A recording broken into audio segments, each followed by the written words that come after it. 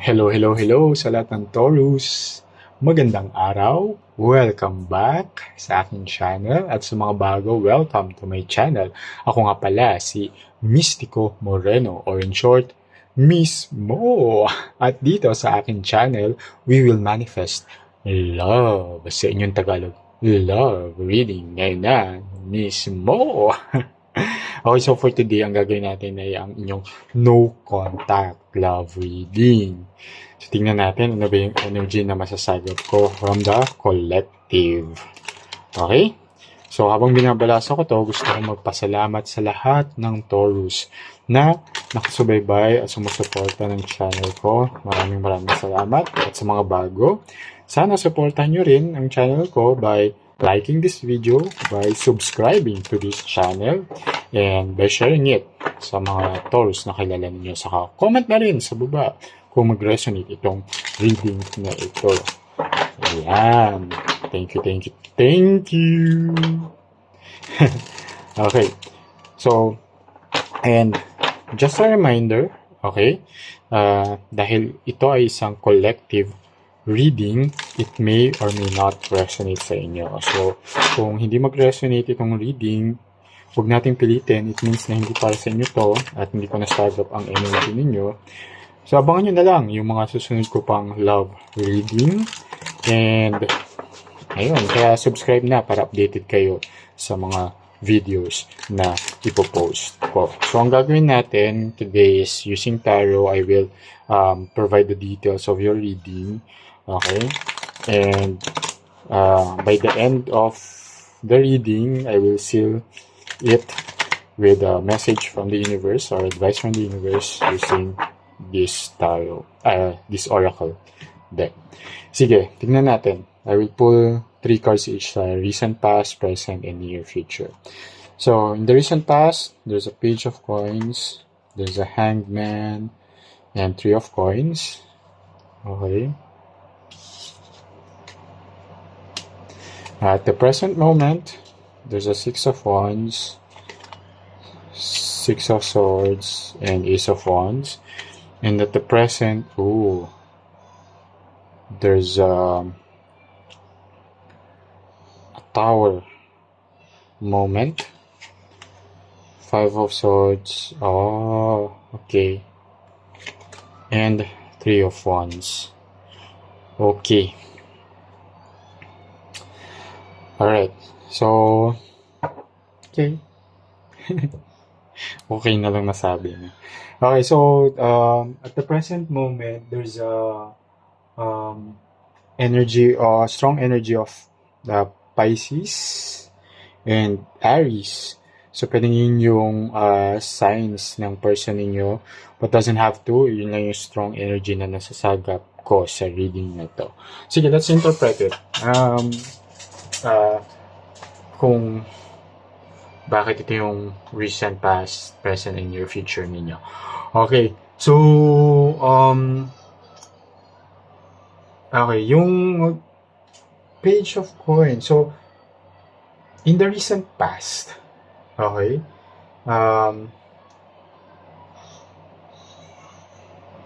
both of you wanted sana a long-term commitment, a long-term relationship.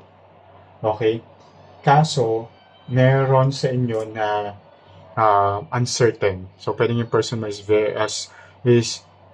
not certain pa sa feelings niya towards you. Okay? There's as shown here, I mean, pero tinry nyo naman, you put an effort on it, you planned your life together, and you see that there was so much growth in the relationship. Okay? So, in the past, okay na okay siya. Okay na okay yung relationship ninyo. And, clarify pa natin siya. Okay. However, ito, may lumabas yung 10 of Swords, saka 5 of Pentacles. Okay. So, both are not so happy cards. So, nagkaroon ng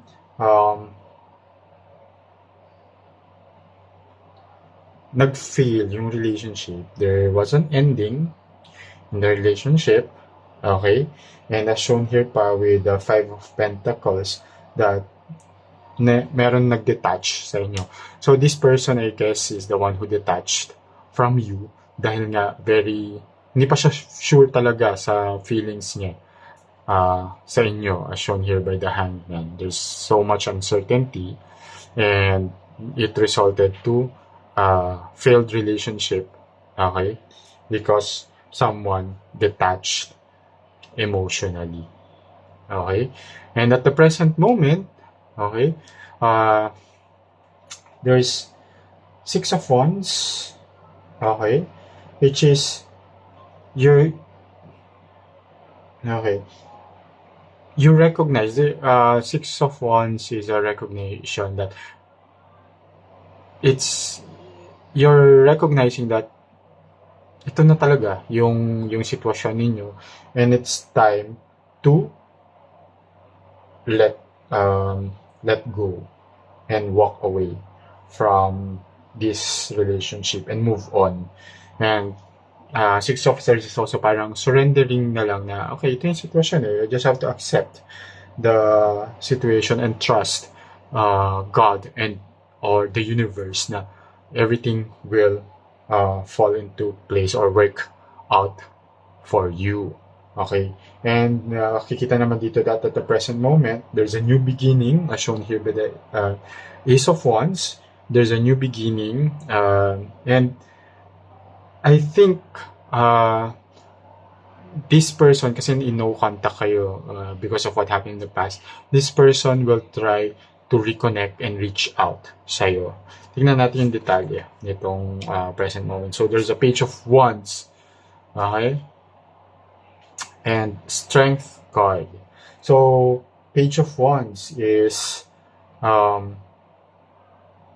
a start. There will be, yun nga, parang Ace of Wands and Page of Wands, medyo same energy that you will may susubukan ulit.